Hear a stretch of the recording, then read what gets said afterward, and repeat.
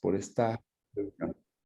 Muchas gracias, Señor, porque nos permites aún en la distancia, Señor, aún a pesar de que no estamos físicamente en un mismo lugar, la tecnología nos permite estar unidos en un mismo propósito, Señor. Y tenemos hermanos desde Ottawa, en Canadá, tenemos hermanos alrededor de toda esta gran ciudad de México, y te damos gracias porque podemos unirnos con un mismo sentir, invitando al Señor Jesucristo, a su Espíritu Santo, a que pueda acompañarnos en esta reunión, escuchar nuestra oración, nuestra súplica, recibir nuestra gratitud por todo lo bueno que ha hecho en nuestras vidas.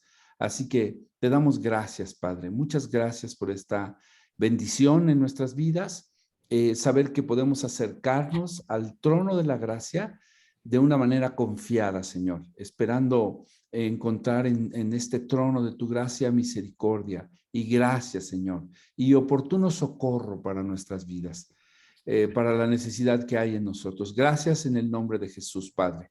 Amén. Amén. Adelante, Héctor. Bien, bueno, buenas tardes. Sí saben que yo no tengo mucha experiencia en predicar, en llevar el mensaje. Lo aprovecho cada vez que tengo oportunidad de platicar con algunos de los hermanos y lo hago con muchísimo gusto. Pero hoy es que he escogido para esta tarde una parte de un libro muy interesante que se llama El poder sobrenatural de una mente transformada. Dice El acceso a una vida de milagros, y el autor es Bill Johnson. En el capítulo 4 se refiere a un tema muy interesante para mí que se llama El entendimiento es una experiencia. Necesitamos una experiencia de lo que creemos. Voy a leer. Dice: luego de un extenso tiempo de administración en África, un equipo de administración de nuestra iglesia se dirigió a Johannesburgo, Sudáfrica, y antes de dejar el continente, no limitaron la administración a una reunión de una iglesia, estaban preparados para ir a donde fuera.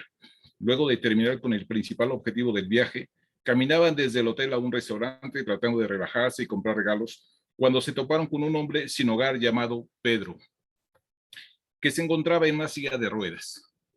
Entonces, esta es la narración acerca de Pedro. Pedro les contó cómo había estado paralítico durante 11 años luego de caerse a una altura de 4 pisos. No podía sentir nada de la cintura para abajo y apenas podía mover los brazos. El día anterior, los pandilleros locales lo habían llevado a un campo y lo habían dejado allí para morir. Pedro se había dado por vencido, pero escuchó a Dios decir: si te quedas aquí, morirás. Así que se arrastró todo el camino hasta la ciudad utilizando solamente sus brazos. El equipo oró por él y la pierna de Pedro comenzó a temblar sin parar. ¿Qué me está sucediendo?, gritó. Comenzó a llorar y a arrepentirse por haberse enojado con Dios. Incluso prometió dejar de fumar. Un miembro del equipo fue a comprar medias y zapatos al ver que Pedro caminaría pronto. Los colocaron en sus pies y sintió un cosquilleo en los dedos. La primera sensación que tenía desde hacía 11 años. Lo levantaron y comenzó a caminar. Su semblante cambió completamente. El hombre había empujado la silla de ruedas durante años. El hombre que le ayudaba a empujar la silla de ruedas durante años también fue salvo. Y todos juntos comenzaron a cantar un canto que aquí llaman Nuestro Dios es un Dios maravilloso. Ese estacionamiento se volvió el escenario de un ministerio espontáneo. Cuando se corrió la noticia acerca de la sanidad de Pedro, las personas se detenían con curiosidad para observar lo que estaba sucediendo, y enseguida eran salvos y llenos del Espíritu Santo. Luego llegó un auto y el conductor estaba impaciente de pasar por entre la multitud. Los miembros del equipo se acercaron al auto y descubrieron que uno de los ocupantes era el que le había robado a Pedro y lo había dejado en medio del campo para morir. El hombre salió corriendo del asiento trasero y huyó del lugar. Los otros dos que venían con él vieron cómo Pedro había sido sano y entregaron sus vidas a Cristo y cortaron su relación con las bandas de brujería. Entre todo esto había una docena de nuevos cristianos, algunos llenos del Espíritu Santo y un lisiado que ya no era lisiado. Todo en el camino, dice, todos iban en el camino a comer algo. Eso se llama poner en práctica la revelación. ¿Te das cuenta? Renovar la mente no es simplemente leer la palabra en una hoja y tener un momento de revelación, acerca de un versículo en particular. Para muchas iglesias eso es renovar la mente, pero en el mejor de los casos, esa es la mitad de la ecuación. La renovación que viene con la revelación te lleva a una nueva experiencia con Dios, como tuvieron esas personas ese día en Sudáfrica. Tal vez tengas un momento de inspiración mientras lees la Biblia y escuchas a alguien predicar acerca de las Escrituras, pero sin dar el próximo paso hacia la experiencia. El proceso se estanca y ya no hay renovación. Jesús lo dijo de la siguiente manera en Juan 5:39, dijo, escudriñad la Escritura, porque a vosotros os parece que en ellas tenéis la vida eterna, y ellas son las que dan testimonio de mí. Y he aquí el mensaje, dice, este pasaje expresa claramente la revelación, expresa que la revelación está hecha para llevarnos a un encuentro con Dios. Y si no lo hace, solo nos hace más religiosos. La revelación nunca es dada para aumentar el conocimiento de nuestra mente. En el mejor de los casos, esa es una consecuencia. Probablemente todos somos tan inteligentes en cuanto a las cuestiones bíblicas que podríamos ahogarnos en una inundación de información. Algunos teólogos leen las Escrituras 12 horas por el día y no tienen ninguna idea acerca del reino de Dios. Pueden recitar evidencia interminable de su conocimiento, pero no hay nada de revelación o transformación en sus vidas.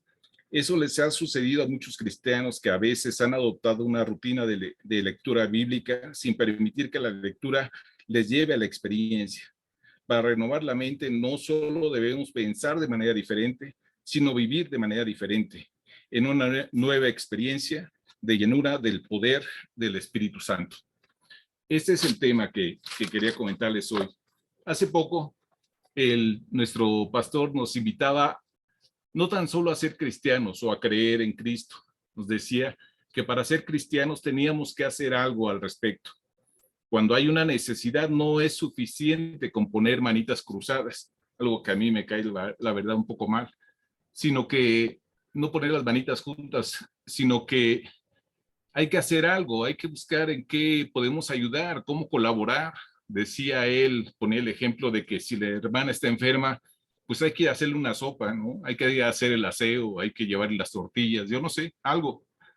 Y entonces aquí, esta parte de la lectura dice que el cristianismo es una experiencia, la fe es una experiencia que tenemos que vivir, y si no la vivimos, nos estamos privando de la mitad de lo que es el sentido del mensaje de Dios, ¿sí? Entonces yo creo que la inquietud que quisiera dejar con este comentario es que tenemos que implementar alguna forma en que seamos verdaderamente útiles los unos a los otros, ¿sí? Que verdaderamente podamos hacer algo, ¿sí?